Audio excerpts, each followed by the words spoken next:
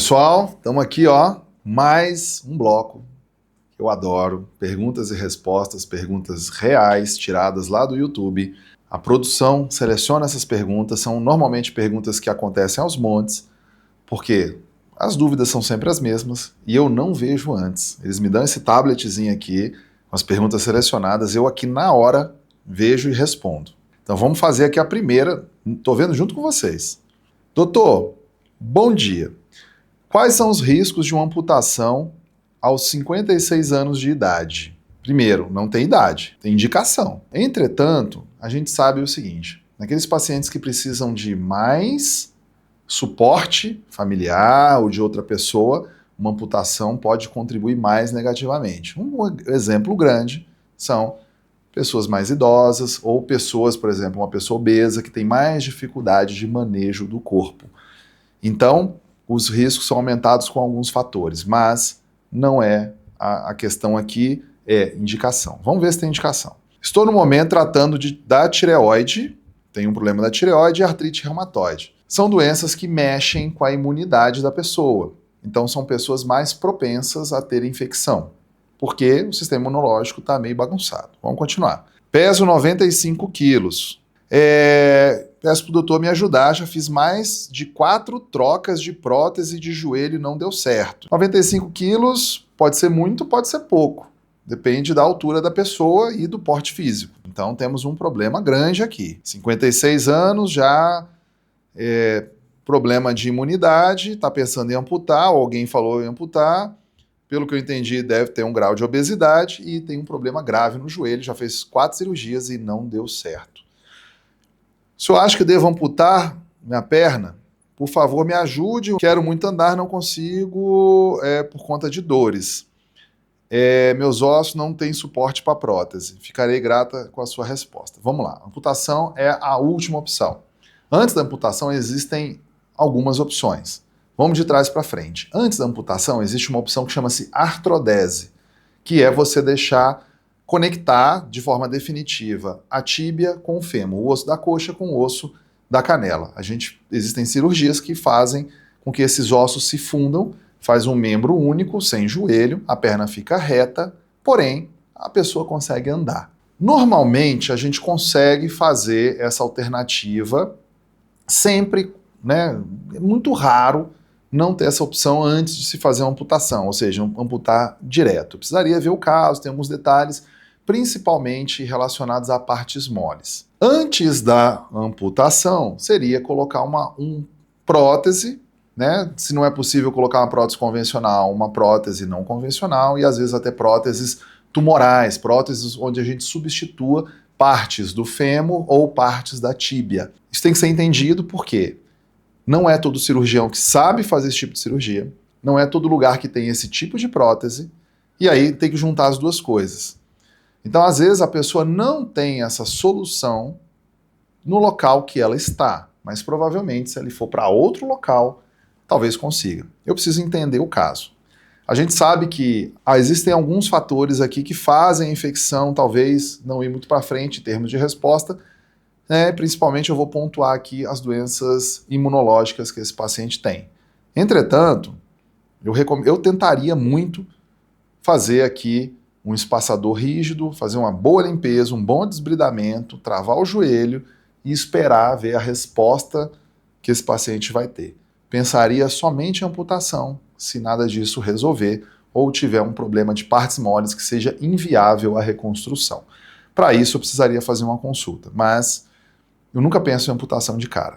E lembrando que, infelizmente, quando eu tenho uma prótese de joelho que tem problema, a amputação é sempre acima do joelho, a amputação transfemoral, e a gente sabe que o resultado funcional é muito pobre versus uma amputação que é abaixo do joelho. Então, quando eu tenho um problema de joelho, a gente tem que ver essa questão da amputação porque ela não é tão simples. Estive recentemente em Barcelona, onde a gente viu uma cirurgia que é pouquíssimo feita no Brasil, tem apenas um médico que faz, e a ideia é que isso comece a vir mais, que é a osseointegração. Então a gente faz como se fosse um implante dentário através da pele do paciente ancorada lá no osso. Isso tende a melhorar o resultado desses pacientes a longo prazo, mas é uma cirurgia nova e não deve ser indicada de cara para pacientes como esse. É muito mais complexo do que você simplesmente escreveu, e a consulta médica eu acho que é fundamental para entender. Porque um dos segredos é personalizar cada caso para você ter as melhores respostas e os melhores desfechos para os pacientes. Certo? Bacana, né? Vamos para a próxima. Doutor, tive um acidente de moto e fiz cirurgia de tíbia na altura do tornozelo.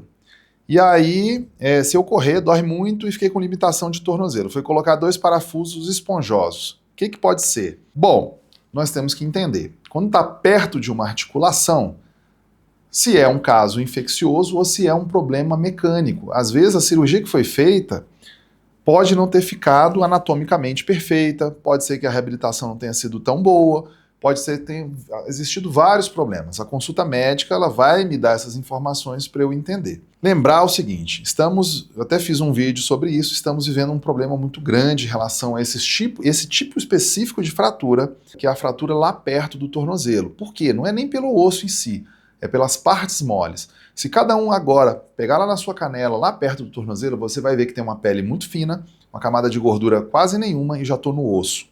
Então eu tenho que tomar muito cuidado quando eu vou operar esse tipo de região, porque eu posso ter problema com partes moles e isso virar uma infecção. Isso acontece aos montes, é a mais comum de todas e dá trabalho de tratar, não pelo osso. O osso nunca é problema. Problemas são sempre partes moles e aí principalmente a pele.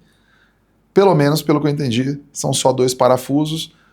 Precisaria ver o raio-x para ver se não é um problema mecânico ou se é um problema infeccioso. Tá bom? Marca depois da teleconsulta. Lembra, se não tem um raio-x recente, entre em contato com a clínica que a gente manda o pedido, aí você faz e manda pra gente. Login e senha, hoje em dia o Brasil inteiro tem clínicas que mandam raio-x, ou eu consigo acessar, ampliar a imagem, mexer para lá e mexer para cá, e eu consigo dar essa resposta para você, tá bom? Bora para mais um. Parabéns, doutor Mário, muito interessante essa explicação. Estou passando por uma fase, fraturas na tíbia e fíbula, próximo ao joelho, e sinto que as partes moles estão bastante comprometidas. O joelho não tem firmeza, a parte muscular está muito dolorosa. Temos alguns problemas aqui. Tivemos um problema de fratura, osso comprometido, 2 no caso. Quando não tem estabilidade, pode ser que a fratura não tenha ficado boa ou tenha tido lesão dos ligamentos, então pode ser que eu já tenha 2 problemas, e fala aqui que as partes moles estão comprometidas. 3 problemas. Preciso entender, tem vários fatores aqui. Às vezes dá para resolver todos de uma vez, às vezes dá para resolver 2 de uma vez e um terceiro depois, ou tem que resolver cada um de uma vez. Personalizar o caso. Lembrando que partes moles na região próxima do joelho a gente consegue reconstruir um pouco melhor do que lá perto do tornozelo, já é uma vantagem. Fratura, tem que entender como é que é essa sequela de fratura, a depender da idade e do tipo da sequela, a gente tem diferentes tipos de reconstrução, e entender esses ligamentos, se nós vamos substituir eles de uma forma biológica ou não biológica. Precisa entender o caso, tá? Mas pergunta muito boa. Então você vê que parece simples, mas eu elenquei aqui 3 graves problemas, mas a gente consegue resolver, tá? Então qualquer um dos 3 a gente consegue resolver. Só é interessante entender para te dar a resposta certinha. Bora para mais uma? Fiz cirurgia no ombro, fratura da grande tuberosidade há 9 meses. Tive bactéria, foi feita a cirurgia de limpeza, agora estou sentindo dores novamente e fez uma nova fístula com vazamento. Estou preocupada, e está certíssima de estar preocupada, eu também estaria e estou. Já falamos isso, mas eu nunca me canso de falar porque o conhecimento é libertador. Uma fístula é a única forma que a gente crava o diagnóstico de infecção. Eu não preciso de raio-x, não preciso de nada. Você, com essa informação que você me deu aqui, eu falo para você com 100% de certeza. O seu ombro continua infectado. Eu preciso saber o seguinte, de onde vem essa infecção? Se é da reconstrução que foi feita, se é do tendão, se é do osso. Isso precisa ser entendido porque o tratamento correto aqui para o seu caso, se a gente está pensando em cura, é abrir o ombro, chegar no local de onde está o problema, tratar como se fosse um tumor, arrancar tudo, arrancar com margens, e aí eu tenho um problema novo, que é um defeito. Preciso saber como eu vou tratar esse defeito. Existem várias formas de tratar. E aí eu utilizo vários critérios, a idade, tipo de reconstrução que nós vamos fazer e tal, mas sempre tem uma solução. Então, o que eu consigo responder contigo? Você realmente tem um problema, você está certíssimo de se preocupar, haja o mais rápido possível, porque isso interfere no seu resultado a longo prazo, a curto, médio e principalmente a longo prazo, e de cara eu te garanto que você tem que passar por uma cirurgia, mas tem que ser uma cirurgia muito bem feita. Cirurgias como essa é igual reforma de casa. Primeiro momento a gente entra destruindo tudo, corrige todos os problemas e depois vem reconstruindo. Parede, janela, porta, teto. E lembra, não é reforma de casa? Se eu não corrigir aquela infiltração, a casa, por mais que tenha paredes novas, vai continuar com goteira e infiltração. Pessoal, então aquele nosso bloquinho aqui de perguntas e respostas, e eu vou falar para você, eu sei que aí você está me assistindo, deve estar cheio de dúvidas, manda sua pergunta, contribua conosco aqui, fala assim, doutor Mário, olha só, tem uma pergunta bacana aqui, dá uma lida e responde. Estou esperando sua pergunta, certo? Se você ainda não segue a gente, siga, porque mais pessoas vão ser ajudadas com a sua ajuda. Isso é muito interessante. Pessoal, vamos para mais uma pergunta aqui, pergunta boa, parece um caso clínico gigante, vou ler ele todo aqui e vou responder. Aqui é no bate-pronto, bora lá. Óculos, porque cabelo branco não mente. Doutor, olha que coisa mais complicada. Quando começa assim, você já dá risada. Minha mãe colocou uma prótese total, colo do fêmur, mas vive tendo infecção de repetição no trato urinário. E essa infecção sempre vai para a prótese. Não, ela já foi uma vez só e ficou lá presa. Isso não existe, tá? Coloca isso na tua cabeça. Infectou uma vez a prótese, se não tirar a prótese, a infecção tá lá. Ela não some e volta, não. É uma só. E a perna fica infeccionada, sim. Agora deu osteomielite crônica, tá com uns 4 meses. A prótese infecciona, o osso que está ao redor começa a ser deteriorado pela própria infecção, osteomielite crônica. Lembre-se, osteomielite crônica, você coloca um igual assim a osso morto. Osso morto não é para ficar dentro de um corpo vivo. Então já dei várias informações aqui. O médico vai tirar a prótese, mais parafusos, mais haste. Vai retirar a bursa e vai retirar parte do osso da coxa. Eu acho que a conduta parece bem boa. Eu preciso tirar a prótese, eu preciso tirar tudo aquilo que está contaminado. Eu acho que é mais ou menos esse caminho mesmo. Agora eu pergunto ao senhor, ela vai viver sem prótese? Pode ser que sim, pode ser que não.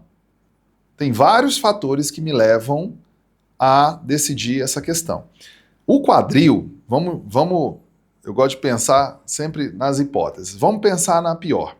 O quadril é uma articulação que permite, não é o ideal, mas permite um procedimento cirúrgico que é muito eficaz, que chama-se cirurgia de Gildston. A cirurgia de Gildston é simplesmente deixar sem prótese. Ah, mas fica com o quadril solto? Fica. O que acontece? A perna encurta um pouco, fica um pouco bamba, mas fica sem infecção e fica sem dor. A cirurgia de Gildston, por incrível que pareça, elimina a dor do paciente. Esse é o motivo, talvez, que essa cirurgia permaneça há, sei lá, quase 200 anos e não foi proscrita, ela não foi contraindicada. Ela existe há, sei lá, 200 anos e beleza, a gente faz isso de vez em quando, a depender do perfil do paciente. Se é um paciente que deseja colocar a prótese, se é um paciente que tem condições clínicas de suportar a colocação de uma prótese, se é um paciente que está livre de infecção, se é um paciente que tem acesso a próteses especiais que vão suprir a ausência de parte do fêmur ou parte lá da bacia, não vejo problema de colocar. Vamos terminar a pergunta aqui para entender. O médico dela nunca nos responde essa pergunta, eu já respondi. E ainda recomenda que ela não use nenhum antibiótico, nem para infecção na coxa, nem para infecção na bexiga. A ideia, eu sempre falo, antibiótico não é para sempre, a não ser que a gente determine que será um tratamento supressivo, e o tratamento supressivo sempre tem um motivo muito bem estabelecido. Mas, se a cirurgia foi eficaz e resolveu a infecção, não é para ficar tomando antibiótico, tá? Não entendi isso aqui, mas a minha ideia é que, mesmo que seja a cirurgia de Gildston, que é tirar tudo, o paciente fique livre de antibiótico. Ela já criou resistência à grande maioria dos antibióticos. Sobrou um antibiótico, só pode tomar na veia na internação. Olha, eu vou te contar aqui, existe um outro pulo do gato, que a gente usa às vezes, que é o seguinte, o biovidro, o vidro bioativo. Ele é bactericida, ele mata bactérias sem ser por meio de antibiótico clássico. É um outro mecanismo e que mata de forma bastante eficaz infecções, bactérias. Então, existe solução para isso, você não precisa ficar com essa bala de prata única, né? Ela tem diabetes tipo 2, descompensada e tem 80 anos. Essa última frase aqui, ela é muito importante. A gente sabe que um diabetes descompensado é algo que piora muito o prognóstico de um paciente, compromete muito o resultado final, né? E essa idade, 80 anos, existem trabalhos científicos que mostram que esse número 80 é um número mágico, que quando pacientes vencem essa barreira, também o prognóstico dá uma caída muito grande. Lendo tudo isso daqui, eu vou te dizer o seguinte: deixar a sua mãe sem uma prótese, só com essas informações, eu diria para você que não é um erro, não. Talvez seja uma opção, até uma boa opção. Cirurgia de Gildston tem técnica para ser feita. A ideia é que a gente trate o que sobrou lá, não deixe nenhuma infecção. E a maioria dos pacientes tem uma vida, vou dizer para você, relativamente boa. Eu tenho vários pacientes que a gente chegou a fazer esse tipo de situação e que vivem muito bem por aí. Se você quiser, eu até te coloco em contato com algum deles para você conversar. Precisaria, obviamente, entender vários outros aspectos aqui, mas o que eu estou querendo te dizer? Aqui eu não vejo nenhum erro, não. Parece que o seu médico ele agiu muito bem aqui e espero que, né, tenha uma solução boa para o seu caso aqui, para o caso da sua mãe, no caso, né? Talvez tenha tido aí um problema de comunicação e eu espero que essa mensagem aqui tenha suprido a sua questão de comunicação com ele, mesmo sem eu nem conhecer você nem ele, tá bom? Então, boa pergunta, caso clínico aqui interessante e que permitiu a gente falar sobre alternativas ao uso ou não da prótese. Bora para a próxima? Bom dia, doutor. Estou aguardando a cirurgia para osteomielite crônica. Já estou há 15 anos com essa doença. O médico diz que, como é na coxa e já está muito grande, vai abrir meu quadril, sugar o pus. Estou querendo saber o que o senhor acha, se é melhor abrir a coxa, já estou com o osso necrosado, me oriente, por favor. Independente da região que seja, tá? A coxa tem uma vantagem porque tem muito tecido, pele mais grossa, músculo ao redor tudo. Isso ajuda muito a recuperação. Mas, o que eu posso te cravar em qualquer região do corpo? Se você tem osso necrosado, que é osso morto, osso com osteomielite, aquilo precisa ser retirado. Ah, mas vai faltar? Não, nós vamos retirar e vamos ver como nós vamos resolver. Sempre eu tenho dois problemas. Eu primeiro faço uma destruição para depois fazer uma reconstrução. Falei aqui no vídeo de hoje, já falei várias vezes, pensa numa reforma de casa. Você vai lá pegar a sua casa, vai quebrar parede, porta, telhado, e depois você vai reconstruir tudo. A casa vai ficar nova, vai ficar bonitinha, mas você passa por uma fase de demolição que deve ser bem feita, porque se você não tratar aquela goteira, aquela infiltração, a casa novinha vai acontecer tudo aquilo novamente, né? Sugar o pus, cuidado, você tem que tirar tudo que está infectado, não é só o pus, entrar lá, fazer um buraquinho e puxar aquele pus, só isso não resolve. A gente tem que tirar todo o biofilme, membranas, osso, tudo que está comprometido e infeccionado, tá bom? Então entenda que o que eu percebo Brasil afora, mundo afora. Tem muitos colegas ortopedistas que não fazem a destruição necessária por não saber ou às vezes não ter os meios para fazer a reconstrução necessária. Então o paciente fica nesse ciclo, faz uma cirurgia pela metade e não tem a solução completa. Por isso da importância de você procurar um centro especializado, porque você vai encontrar alguém que sabe e que tem as ferramentas certas para fazer a destruição da casa e vai ter também as ferramentas necessárias, os meios necessários para fazer a reconstrução da casa. Você elimina aquele receio, aquele medo que o seu cirurgião tem de repente, tirar o que tem que ser tirado e depois, e agora, o que eu vou fazer? Porque isso acontece muitas das vezes e eu atribuo isso como um dos fatores de insucesso que acontece por aí. Como é que você elimina isso? Centro especializado. Você vai ter material humano que sabe tratar isso e principalmente insumos, ferramentas e implantes necessários para resolver o seu problema. Então, a minha orientação é essa. Procure um centro especializado que, eu vou dizer para você, inclusive, na grande maioria dos pacientes que eu vou atender, eles chegam esperando um caso, uma solução muito pior do que a gente acaba oferecendo. Tá? Também pela experiência que nós temos e pelo número de casos que nós fazemos. Lembre-se que a grande maioria dos cirurgiões não quer ver nenhum caso de infecção E quando faz um por ano, já se arrepia. A gente faz 3, 4 por semana aqui. Isso conta muito em termos de experiência, em termos de expertise para resolver.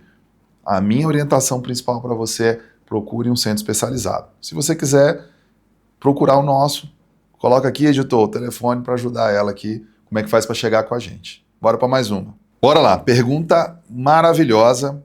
Tem 2 conceitos aqui que eu vou falar para vocês. Bom dia, fiz cirurgia do fêmur quebrado, colocou prótese. Depois de 15 dias deu infecção. Até esse prazo aqui, eu considero, eu não, a literatura médica considera como uma infecção aguda. Esse é um dado importante. Foi feito o procedimento de abrir novamente e fazer limpeza. E tomar antibiótico intravenoso cefepime. Isso que foi feito a gente chama de DAIR. DAIR é manter a prótese e fazer uma lavagem lá dentro, limpar aquilo, mantendo a prótese e trocar as partes móveis. Então, a gente troca a cabeça da prótese, um pedaço lá do que vai preso na bacia. Dá para fazer? Sim. Essa indicação ela é feita durante a infecção aguda. Então, foi feito certo. Lembrando que cirurgia só tem o nome de igual. A mesma cirurgia ela é feita de formas completamente diferentes, a depender do cirurgião que está fazendo, da equipe que está envolvida e dos insumos e materiais que você tem, principalmente da experiência e expertise do seu cirurgião. O nome é igual, mas a cirurgia, se você for olhar uma e outra, mesmo você leigo, você percebe que é completamente diferente. Bom, continuando. Depois de um ano aí já não é mais agudo. Sem chance, isso já é uma infecção crônica. Vermelhidão e uma fístula. Pode ser uma osteomielite? 200% de certeza. Tem como reverter? Sim. E aí muda. Quando eu tenho uma infecção crônica, eu preciso retirar a prótese. Na infecção aguda, a ideia desse procedimento, e que gira ali na literatura médica em torno de 60% a 70% de bom resultado, manter a prótese e fazer uma limpeza com técnica apropriada e fechar e ver o que acontece. Ou seja, nós estamos falando ali de 30% a 40% de insucesso. Esses 30% a 40%, ao longo prazo, vira infecção crônica, que é esse caso aqui. Diante de uma infecção crônica, que eu queira curar o meu paciente, o que eu tenho que fazer? Eu tenho que remover essa prótese. Ah, doutor, mas é uma prótese desse tamanho, está cravada lá no osso, vai lá até perto do joelho, tem um monte de parafuso para cima, vai dar trabalho? Vai, mas tem que tirar. Tem técnica, ferramenta, paciência e experiência para tirar essas próteses aí que estão agarradas, próteses longas, próteses com muito parafuso. Mas, se você quer ver que o seu paciente vai se curar da infecção, você tem que remover essa prótese. Ah, doutor, vai tirar e vai ficar sem nada? Não. Aí, mais uma vez, temos 2 caminhos para seguir. Eu posso tirar tudo e colocar uma nova prótese na mesma cirurgia, eu posso tirar tudo e colocar um espaçador e depois fazer uma nova prótese numa outra cirurgia. É o que a gente chama de um tempo e cirurgia em 2 tempos. Eu, Mário, prefiro, tenho treinamento e experiência. Eu fui lá na Alemanha aprender a revisão em um tempo. É uma técnica muito específica, a qual eu tenho certificação para fazer. Tem contraindicações? Existem, são poucas, mas existem. E aí a gente deve seguir o caminho de 2 tempos, tá? Mas sempre vai existir uma solução para o seu caso. Ah, e existe a possibilidade de deixar sem nada? Também existe, eu falei num vídeo agora há pouco, que é a cirurgia de Gilston. Qualquer dessas opções vai, em primeiro momento, tratar a sua infecção. Porque se você mantiver a infecção no seu corpo, algumas coisas vão acontecer.